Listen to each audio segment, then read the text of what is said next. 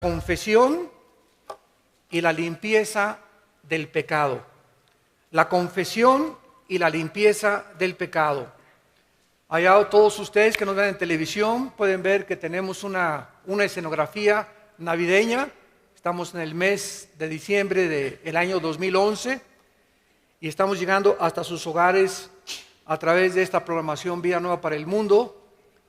Y queremos compartir la importancia de la doctrina del pecado en esta mañana tan importante.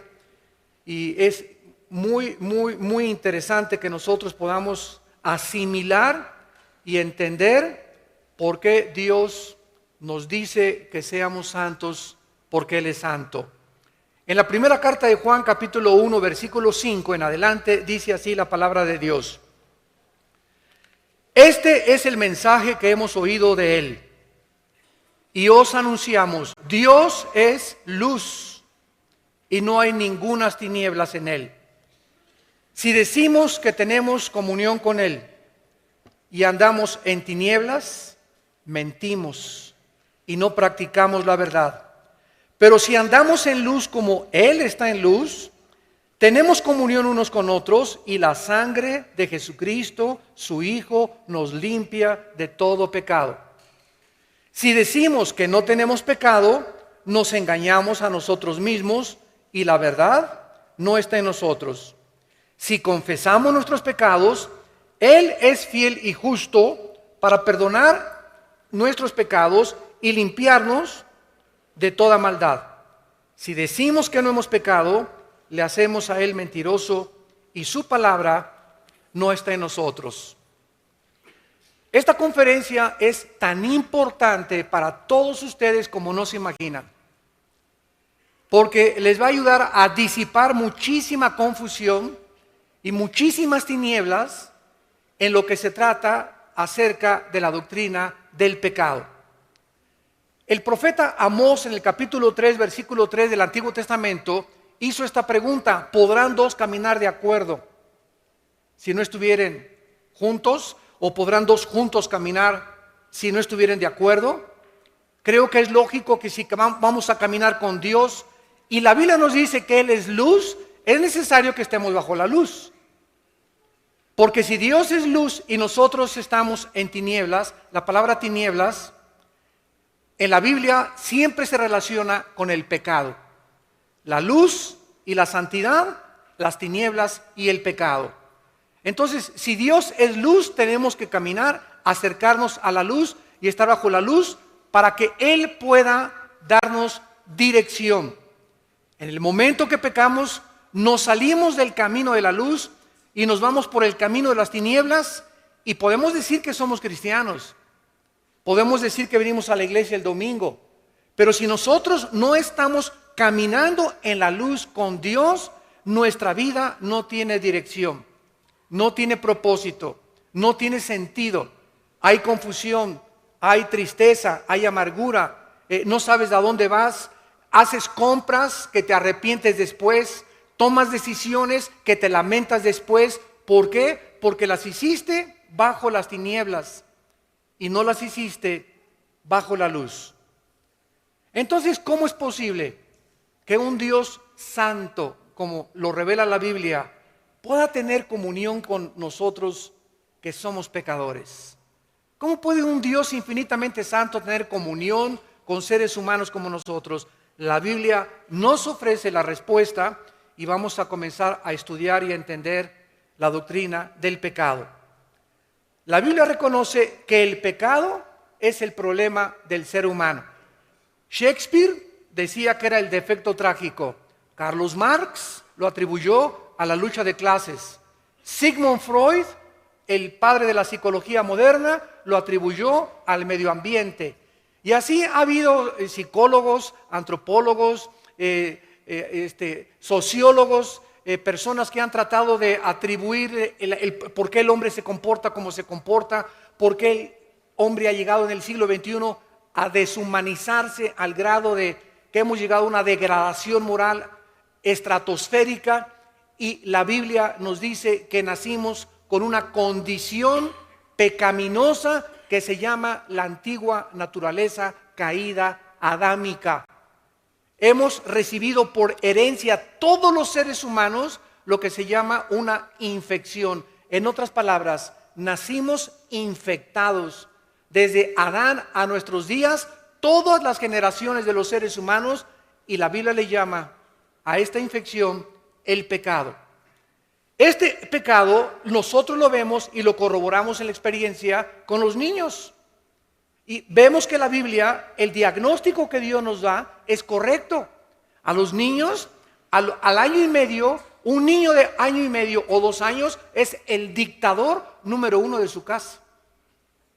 Un niño de 2 años es un niño que siempre está queriendo que se le satisfagan sus gustos, que se le satisfaga todo lo que él demanda. A los 3 o 4 años ya no quiere sus juguetes, quiere los del otro niño. Y ya quiere esto y se tiran al suelo y comienzan con sus berrinches y como reguiletes en el suelo,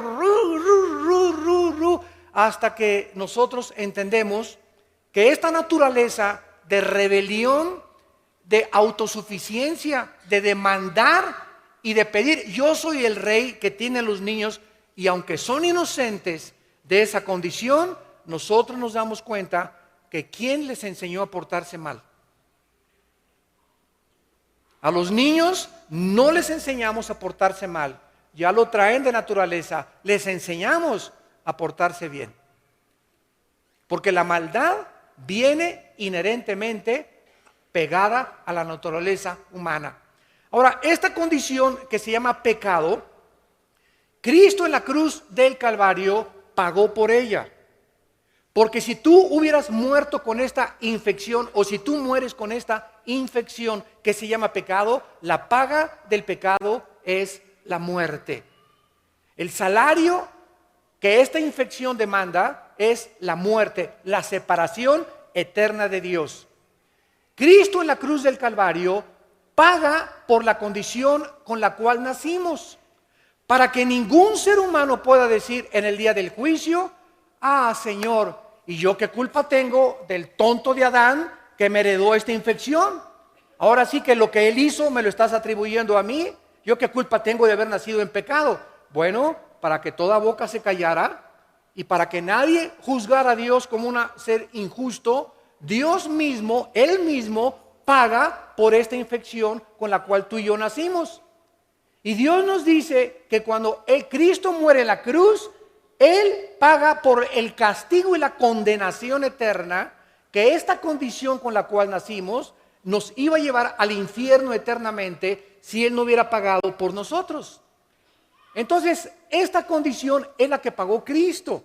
Pero el cristiano que sabe que Cristo ya pagó por esta condición de pecado, dice la Biblia, Romanos 8:1, ya no hay ninguna condenación para el que está en Cristo Jesús. O sea, los cristianos ya fuimos juzgados por esta condición de pecado en la cruz del Calvario.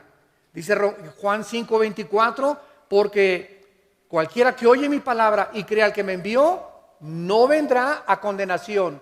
Esta palabra griega es krino, que significa juicio. El cristiano al morir ya no va al infierno, porque ya alguien pagó en la cruz por la condición con la que yo nací. Pero el cristiano que ya sabe que Cristo pagó por él, descubre que sigue haciendo malas acciones. Entonces pongan atención. Una cosa es en la Biblia la palabra pecado singular, otra cosa en la Biblia es la palabra pecados plural. Pecado, cuando veas en la Biblia singular, es la condición con la que nacimos, la que pagó Cristo en la cruz. Pecados son las acciones que se derivan de esta condición con la cual nacimos. Entonces, aunque tú te hubieras portado mejor que San Anselmo y que Santa Rita de Casia, y que al morir se descubriera que nunca rompiste ni un plato y que jamás le hiciste ninguna grosería a nadie, cosa que es imposible, ¿verdad? Desde luego, me estoy yendo al extremo. Si tú mueres, aunque no le haya hecho mal a nadie, te condenas al infierno. ¿Por qué? Porque la condenación no son por las acciones sino por la condición con la cual naciste, que nunca fue cubierta bajo la sangre del Hijo de Dios. Entonces la gente está tratando de hacer buenas acciones, de portarse bien, tener una religión, persinarse, cumplir con su religión, etcétera, etcétera, para poder creer que Dios les da la entrada al cielo. Pero vuelvo a repetir, si la salvación fuera por hacer buenas obras, ¿para qué Cristo murió en la cruz? Fue un desperdicio. Dios nos hubiera dicho entonces, miren mis hijitos, mis chiquilines, se me portan bien, budistas, pórtense bien, católicos, pórtense bien, testigos de Jehová, pórtense bien, mormones, pórtense bien, judíos, pórtense bien, maometanos, pórtense bien. A todas las religiones, Dios hubiera dicho, todas las religiones salvan, solamente que todos se porten bien. Eso hubiera dicho Dios y Cristo no hubiera tenido que morir en la cruz. Pórtense bien, hagan lo mejor que puedan. Cumplan de vez en cuando con su religión, oren 3 veces al día y nos vemos en el cielo. Pero Cristo en el huerto de Getsemaní cayó de rodillas y al darse cuenta que no había ninguna otra manera en la que nosotros fuésemos perdonados por nuestros pecados, comenzó a sudar gotas de sangre. Y le dijo al Padre, Padre mío, si es posible, ¿qué no hay otra manera de que se salven? ¿No podría bajar Miguel el arcángel y morir por ellos? ¿No sería bueno que mejor les dijeras, pórtense bien mis niños, todas las religiones salvan con tal de que no hagan malas obras? Pero Cristo sabía lo que estaba establecido desde el Antiguo Testamento y que se encuentra en Hebreos 9:22. Sin derramamiento de sangre no hay perdón de pecados. Esta es la forma como el Dios de la Biblia escogió la salvación. Él es el soberano, el legislador de la moral, y no nos dejó a nosotros que nosotros tuviéramos la opción de decidir cómo nos vamos al cielo. Pero como el ser humano desconoce la Biblia, el ser humano inventó las religiones. ¿Y qué son las religiones? El esfuerzo de los seres humanos al desconocer la obra de Cristo y la palabra de Dios para poder hacer lo mejor que se pueda para poder entrar después de muertos al cielo y tener la vida eterna. Y así encontramos que los más grandes pecadores que podíamos nosotros mencionar, como Al Capone, el gángster de los 20s, 30s allá en Chicago, que en Navidad se vestía de Santa Claus y se ponía a darles dulces a los niños, y en Navidad se creía bueno, y llegaba enero y agarraba la ametralladora y comenzaba a matar a todo el mundo. Pero en Navidad se persinaba y después se portaba como el anticristo. ¿Y cuánta gente, sin exagerar, se porta de la misma manera? Tienen un amante, cometen adulterio, pero eso sí, el domingo no faltan a su iglesia. ¿Cuánta gente sigue robando, sigue transando, sigue extorsionando, sigue dándole malos ejemplos a sus hijos, sigue siendo infiel a su esposo o a su esposa, pero el domingo están bien persinados hasta con la estampita de San Anselmo? Esta actitud Cristo le llamó hipocresía. La palabra hipócrita viene del griego, que es actor. La palabra actor viene del latín, que es una persona que se pone una máscara o actúa ante un público con una actuación especial que no es de él, con un papel que no le corresponde. Él está actuando, se mete el personaje en su vida y lo refleja ante el público. Ese es un actor. Y las personas que mejor manifiestan una actitud que no son de ellas, les dan un premio que se llama el Oscar en California cada año. Entonces, el cristiano que manifiesta una actitud y dice, yo estoy bien, yo soy cristiano, y sin embargo camina en las tinieblas, la Biblia dice, es una persona mentirosa, porque Dios es luz. Y si queremos caminar con Dios, tenemos que caminar en la luz. Ahora, vamos a Romanos capítulo 6. Y vamos a ver esta diferencia entre lo que es el pecado singular y lo que son los pecados plural, que son las acciones que se derivan de la condición con la cual nacimos. Por ejemplo, en Romanos 6, que es el capítulo más excelso de todo el Nuevo Testamento en cuanto a la doctrina del pecado, dice en el versículo 7, el que ha muerto ha sido justificado del pecado. ¿A qué se refiere Pablo con esta declaración? Bueno, cuando tú recibiste a Cristo y cuando yo recibí a Cristo, ¿qué sucedió? La Biblia dice en los primeros 3 versículos de este capítulo que cuando Cristo moría, pongan atención, cuando Cristo moría en la cruz, tú y yo que tenemos a Cristo estábamos con Él. Cuando Cristo fue enterrado, fuimos enterrados con Él. Y cuando Cristo fue levantado de entre los muertos, nosotros estábamos siendo resucitados con Él. Y tú me preguntas ahorita, oiga, pero yo estoy aquí 2000 años después, vivito y coleando. Yo no entiendo eso. Bueno, no lo entiendes porque vives en 4 dimensiones. Altura, anchura, profundidad y el tiempo, que es la 4ª dimensión. Dios es un Dios hiperdimensional. Y Dios nos dice que cuando hace 2000 años Cristo moría, yo moría con Él. Yo le dije, Señor, pero aquí estoy 2000 años después. Es que Dios dice, tú estabas con Cristo muriendo. Cristo estaba en la cruz pagando por tus pecados, Armando, pasados, presentes y futuros. Cuando Cristo fue enterrado, tú fuiste enterrado con Él, y cuando Él fue resucitado, tú fuiste resucitado con Él. Entonces, tú y yo que tenemos a Cristo, la Biblia nos declara muertos. La palabra muerto no significa cesación de existencia. Apúntalo. La palabra muerte en la Biblia significa separación. No significa cesar de existir, significa separación.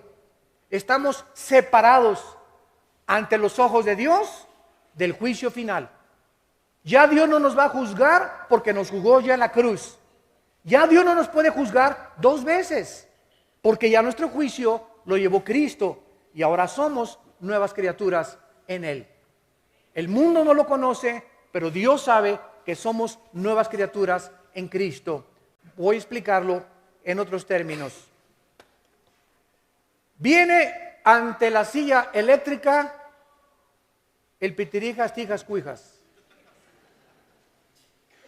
Y aquí está el juez. Mire, señor Pitirijas, la sentencia contra usted es la pena capital por estos delitos. Y el juez toma su expediente: asesino en serie, mató, violó, fue pederasta, fue todos los crímenes que tú puedas atribuirle a esta persona.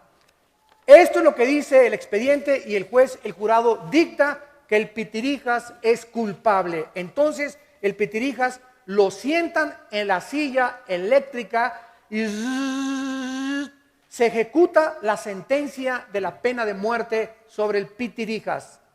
En ese momento el Pitirijas lo tienen que enterrar porque ya se murió.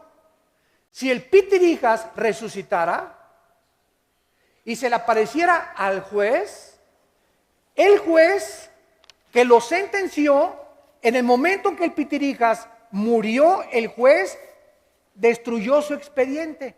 El juez ya no tiene ningún expediente contra él porque ya se ejecutó la sentencia. ¿Me van siguiendo? Entonces, cuando nosotros resucitamos con Cristo, dicen Colosenses 2, 14 al 16, que el acta de los decretos, el expediente que tú tenías, borracho, parrandero y jugador, y aunque no hubieras hecho absolutamente nada, en Cristo Jesús fue clavado mi expediente. Y cuando Cristo murió en la cruz, se dictó la sentencia contra mí y contra ti. Y cuando Cristo resucitó, resucitamos para una nueva vida. Y en ese momento, Dios agarra nuestro expediente y lo rompe.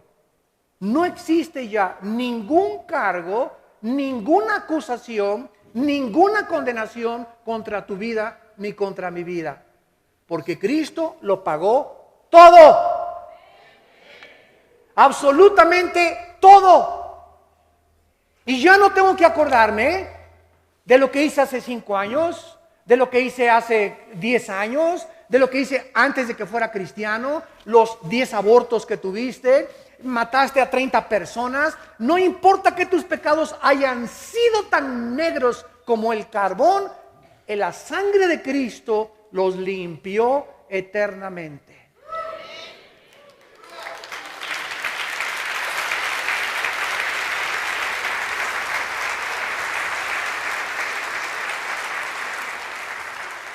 Ahora lo entiendes. Romanos 6:7. El que ha muerto, ¿quiénes hemos muerto? Nosotros los cristianos. Los que hemos muerto hemos sido declarados ante el tribunal cósmico de Dios inocentes. La palabra justificación significa como si nunca hubieras pecado.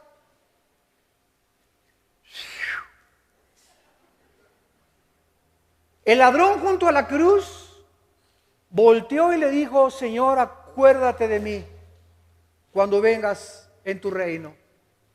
Y los fariseos que están abajo en la cruz: ay, sí, qué fácil, ¿no? Después de todo lo que hiciste, ¿no? Ay, sí. Y Cristo le dice: hoy estarás conmigo en el paraíso. No le dijo: mira, te vas a tener que bajar y bautizar primero. Te vas a tener que bajar e irte a la villa, de rodillitas, ida y vuelta, desde Toluca. Vas a tener que hacer 3 o 4 asilos, vas a tener que cumplir 5 orfanatorios. En ese momento, cuando Cristo le da el perdón a un hombre que no merecía el perdón, y la pregunta es: ¿quién lo merece? ¿Quién de nosotros se atreve a levantar este dedo y decirle a alguien: tú eres más pecador que yo? Cuidado de ser un fariseo, porque fue lo que hicieron los fariseos en los tiempos de Cristo. Agarraron a una mujer: ven para acá, de las greñas, venga para acá, ahí échese. Señor, la ley dice que el adulterio es sentenciado a pena capital. ¿Tú qué dices? Y la pregunta es: ¿y el fulano con el que estaba? No, para que haya adulterio tienen que ser 2, ¿no? ¿Por qué ella? El machismo todavía que existía en el Medio Oriente y que existe todavía. A él no le hicieron nada, ¿verdad? Se fue hasta Acapulco de vacaciones. La ley dice que la muerte es a pedradas por adulterio. Cristo no hizo nada. Se inclinó en la tierra, Juan capítulo 8, y comenzó a escribir en la tierra. Y tal vez comenzó a escribir: no robarás, no perjurarás, no levantarás falso testimonio contra tu prójimo. Y los fariseos, cuando comenzaron a darse cuenta de que estaba Cristo escribiendo tal vez otros pecados que no eran el de adulterio, pero que eran pecados que podían también condenarlos, dijo Cristo: el que crea que no tiene ningún pecado, agarre la primera piedra y aviéntesela a la mujer. Y dice la Biblia que acusándolos su conciencia, uno por uno, desde el más pequeño hasta el más grande, se retiraron y no se atrevieron a matarla a pedradas. Y eso es lo que nos dice Dios a través de los siglos: el que esté libre de pecado sea capaz de arrojar la primera piedra. Nunca digas: es que esa es una prostituta, es que ese es un drogadicto, es que esa persona no merece el perdón. ¿Sabes una cosa? Tú y yo no merecíamos tampoco el perdón, y por la gracia hemos sido perdonados. ¿Sabes qué significa esto? Que si nosotros, ahora que somos cristianos, estamos dispuestos a condenar a alguien: es que usted no conoce a mi cuñado, pastor, y usted no sabe que estas personas, ¿sabes una cosa? Es que tú no eras una perita en dulce tampoco. Tú no eras una persona, ¿verdad?, que podrías decirse que te ibas a ir al cielo. Aunque no eras prostituta, ni borracho, parrandero, ni jugador, y te creas más bueno que otra persona, merecías tú también el juicio. Y Dios tuvo misericordia y nos perdonó, nos resucitó con Cristo. El acta de los decretos ha sido rota y dice la Biblia, nunca me acordaré jamás de tus pecados. Bueno, hemos visto la primera parte, de qué forma Dios se ocupó de la condición con la cual nacimos. Ahora bien, ya somos cristianos. Regresamos a Primera de Juan. Y descubrimos, ya siendo cristianos,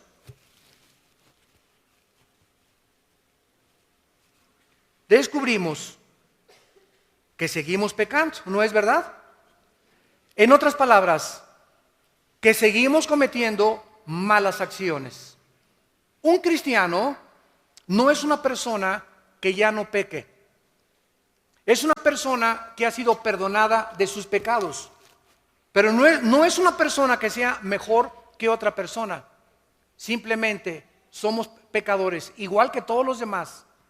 Pero ¿saben cuál es la diferencia? Que somos personas perdonadas. Yo no soy mejor que mi cuñado que no es cristiano, que mi cuñada que no es cristiano, que mi tío que no es cristiano. Yo no soy mejor que ninguna persona y jamás me atrevería a decir que soy mejor. Simplemente soy un pecador igual que ellos, pero la diferencia es que ellos no han sido perdonados y yo recibí el perdón de mis pecados. Por lo cual vivo humillado, por lo cual vivo ahora con compasión, porque al igual que mi familia que no tiene a Cristo y a mis amigos que no tienen a Cristo, así vivía yo. Y ahora tengo compasión en mi vida para orar por ellos y que ellos puedan alcanzar la gracia que yo alcancé. ¿Me van siguiendo? Dice la Biblia en 1 de Juan, capítulo 1, en nuestro pasaje, versículo 6, si decimos que tenemos comunión con Él y andamos en tinieblas, mentimos y no practicamos la verdad.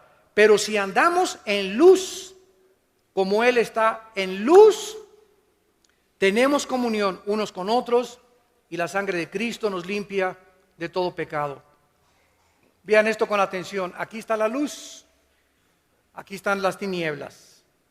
Muy bien, cuando venimos a Cristo pasamos del reino de las tinieblas, somos trasladados, Gálatas 1, al reino de la luz. Ya estoy bajo la luz, bajo la gracia y la misericordia de Dios. Ahora Dios me dice, Armando, tu salvación ya no la puedes perder. ¿Por qué? Porque te la regalé. Tú no hiciste nada por ella, no la compraste, no te portaste bien. Es por gracia, no por obras.